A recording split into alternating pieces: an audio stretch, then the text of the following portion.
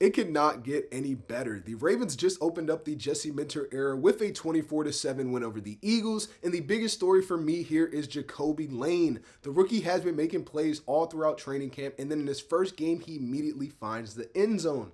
But Jacobe Lane wasn't alone in this department. Adam Randall also had a very strong debut with Joe Fagnano on the quarterback side, looking very, very comfortable. And Austin Reed as well was making the most of his quarterback opportunities.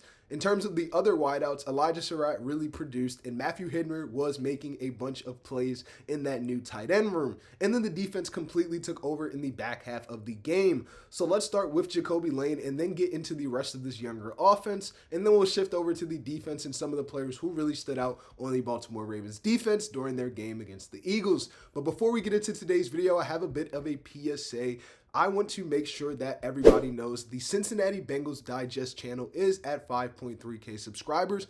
There is no way the Cincinnati Bengals channel should have more subscribers than the Baltimore Ravens channel. If you are a diehard Baltimore Ravens fan and support the Baltimore Ravens, make sure you hit that subscribe button, as we are providing daily Baltimore Ravens updates, rumors, all things Baltimore Ravens. And there's no way a Cincinnati Bengals channel should have more than Flock Nation at all to any degree. But back to today's video, I really want to talk and start the video about Jacobe Lane, who is really coming for that wide receiver 3 spot for the Baltimore Ravens, because this is really starting to change the conversation. We've been talking about Jacobe Lane throughout training camp because he's consistently been making plays. We've seen the contested catches, we've seen him attack the football, and we've seen him make plays downfield. And in his first NFL game ever, he finally does it again and does it in live rep action. Jacobe Lane had 3 catches for 38 yards and a touchdown, including a 16-yard touchdown where he fought through 2 defenders just to stretch across the goal line. His first catch was also a very impressive 19-yard grab where he really showed off his catch radius and his wingspan.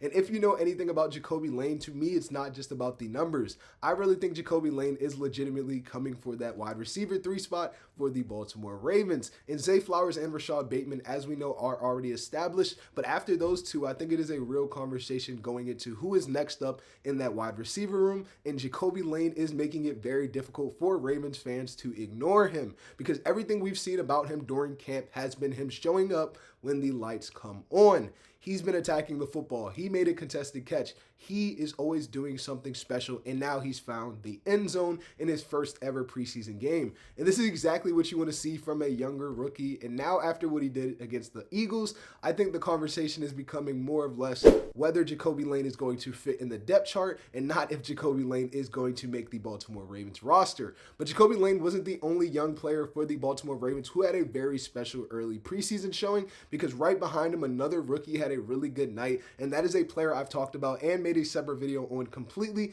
of Adam Randall. Adam Randall finished the night with 12 carries for 46 yards and a touchdown, and his touchdown came on a 4-year run where he fought through contact and really powered his way into the end zone. And I really liked what I saw from Adam Randall that entire game, because this is exactly what the preseason is about: getting your first opportunities and making the most of them and giving the coaching staff something to think about. And yes, he is in that running back 3, running back 4 conversation, but the Baltimore Ravens are going to need depth at the running back position throughout the season, and Adam Randall is really giving himself an opportunity to be a part of this upcoming regular season conversation.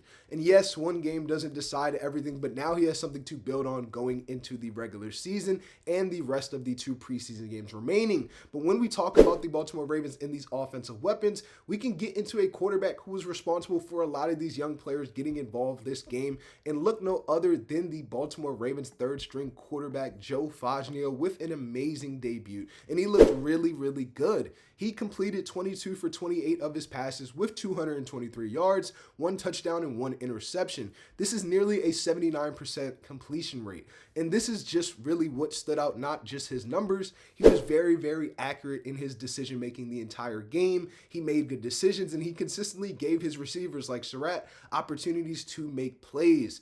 Obviously, there was the one mistake with him throwing an interception, but Kelly Ringo made an amazing play on the defensive side for the Philadelphia Eagles, so you can't knock him for that. But outside of that, it was a very, very strong debut. And when you're an undrafted rookie quarterback, you're really trying to make that place in a developmental role. And this is exactly the kind of game that you want to see from Joe Fagnano, because you don't need to be perfect. You just need to show the coaching staff that you can operate the offense, relay those play calls, and make those throws and keep the offense moving. And Fagnano did exactly that. And he's really giving the Baltimore Ravens a reason to watch him in terms of the quarterback department. But he wasn't the only quarterback who made a splash in their debut. Austin Reed, the UFL signing, was another player who made the most of his opportunities, and he came in and completed both of his passes for 14 yards. But the biggest moment that he had the entire game was his rushing ability. He took off for a 14-yard rushing touchdown and gave the Baltimore Ravens a score and showed off some fast athletic ability, looking a bit like Lamar Jackson on the play, if we're being completely honest. And I think this is a really good moment for Austin Reed. With the news of Skylar Thompson hitting the ER in the last week or so, Austin Reed really has an opportunity to show the Baltimore Ravens what he can do in that third, fourth quarterback spot. And obviously, Fagnano has received a majority of the work in this department, but Austin Reed still gave the Baltimore Ravens something to evaluate when he got his chance with the offense. And you don't need him to come in and completely take over the game and go 21 for 24. He completed his passes and he made plays with his legs, and he helped Baltimore finish off a pretty dominant defensive preseason opener. And this is exactly what you want to see from your quarterback department. But another player who was very friendly for these quarterbacks in that receiving department was Elijah Surratt. And Elijah Surratt came in and showed why he could be one of the best young playmakers for the Baltimore Ravens. And he was producing at the receiver end most of the night. He had 6 catches for 66 yards on 7 targets, and this is another player who Baltimore has been giving reasons to be excited for throughout the entire offseason. And the 6 catches is pretty significant, especially when you're competing with these other receivers for opportunities, such as Jacobe Lane. But there was one mistake that he needs to clean up. He did catch a ball and fumble from behind after getting peanut punched. And this is something that Surratt cannot make a habit of for a younger player that is trying to earn playing time.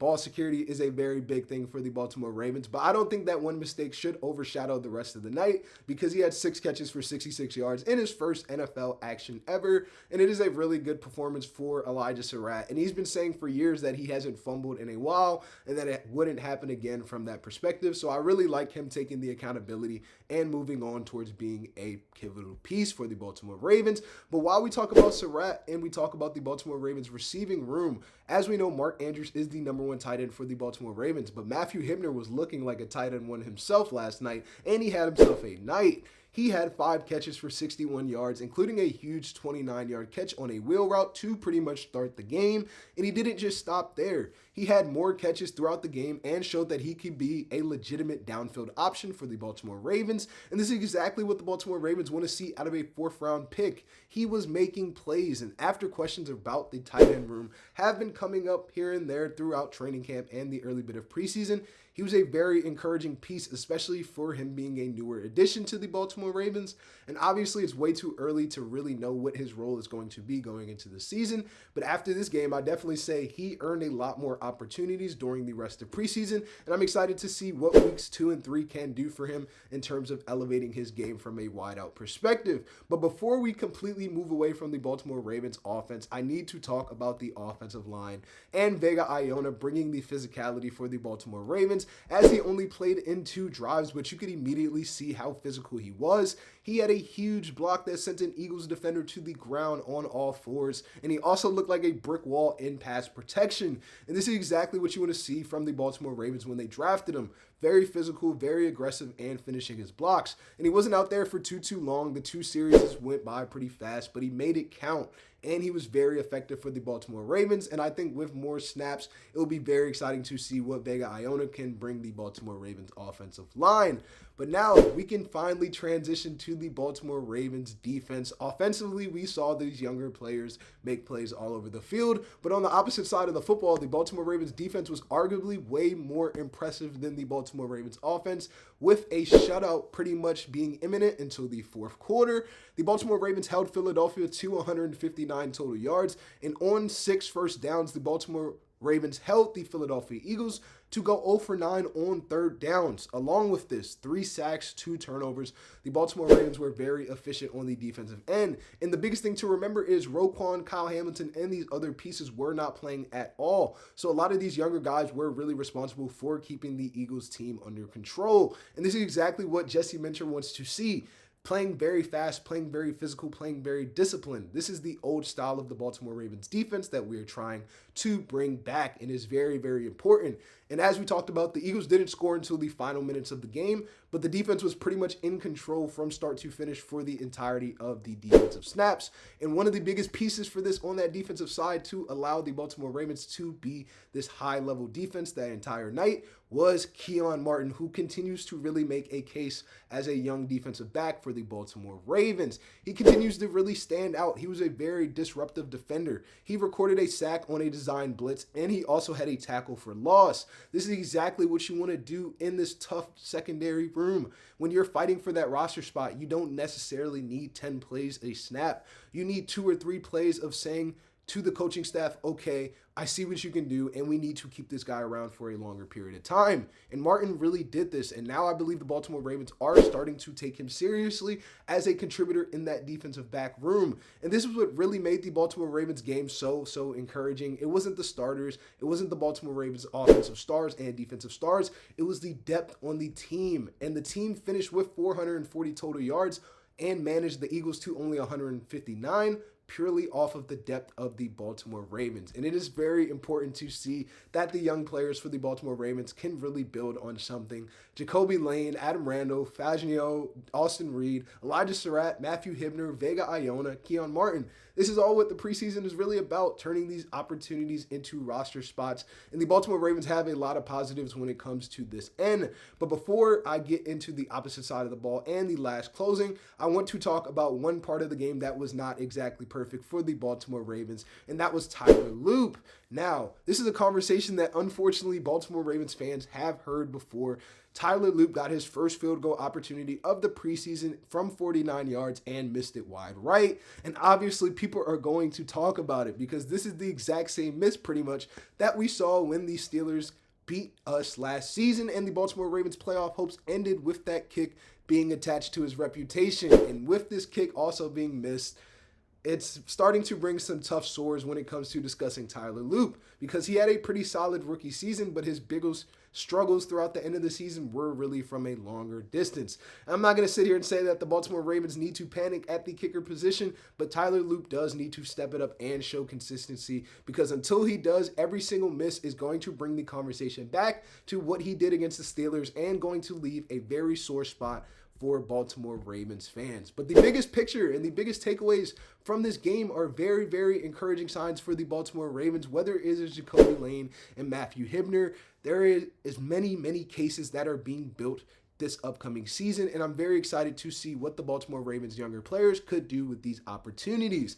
The defense controlled the game, and there are a lot of positives on the offensive side of the ball, and now Baltimore gets to take these performances into the rest of the preseason and really show us what they are about. So yeah, it really could not get any better for the Baltimore Ravens after this first preseason game for the Minter era, a 24-7 win, exactly what you want to see. Young players making plays, Jacobe Lane really stepping up and being that guy in terms of that receiver department, and the defense completely shutting out Philadelphia. We didn't get to see explosiveness from those Philadelphia rookies at all because our defense was so overwhelming. This is only the beginning, and I'm very excited to see what the Ravens do this season. But if you enjoyed the video, make sure you hit that like button, subscribe if you are new, turn on post notifications so you don't miss another Baltimore Ravens update. My name's Alassane, and I'll see you in the next one. And until then, Ravens flock always.